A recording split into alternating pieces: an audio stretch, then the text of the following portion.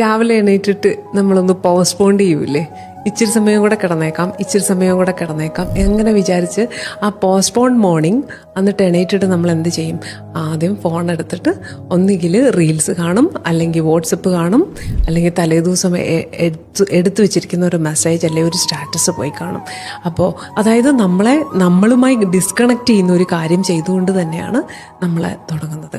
ഈ ഭൂമിയിൽ നമുക്ക് തന്നിരിക്കുന്ന ഏറ്റവും വലിയ ബ്ലെസ്സിങ് എന്ന് പറയണത്, ഏറ്റവും വലിയ റിച്ച്നെസ് എന്ന് പറയുന്നത് തന്നെ ഭൂമിയിൽ ജീവിക്കാൻ വേണ്ടിയിട്ടുള്ള സമയമാണ്. എല്ലാവരും പറയും ഞാൻ ഒന്നും ഇല്ലാതെയാണ് വന്നത്, ഒന്നും കൊണ്ടുപോകുന്നില്ല എന്ന്, കൊണ്ടുപോകുന്നുമില്ല എന്ന്. പക്ഷേ അല്ല, നമ്മൾക്ക് ഇവിടെ തന്നിരിക്കുന്ന ഈ ഭൂമിയിൽ ജീവിക്കാൻ തന്നിരിക്കുന്ന സമയം തന്നെയാണ് നമ്മുടെ റിച്ച്നെസ്. ആ സമയത്തെ വാല്യുബിൾ ആക്കാൻ നമ്മളെ തന്നെ ഒന്ന് കാണുക, നമ്മളിലേക്കൊന്ന് തിരിച്ചു നോക്കുക. അപ്പോൾ രാവിലെ എണീറ്റിട്ട് ഒന്ന് ഒന്ന് ഫോക്കസ് ചെയ്ത് ഒന്ന് ഗ്രേറ്റ്ഫുൾ ആകാനായിട്ടുള്ള ഒരു സമയം നമ്മൾ എടുക്കുക.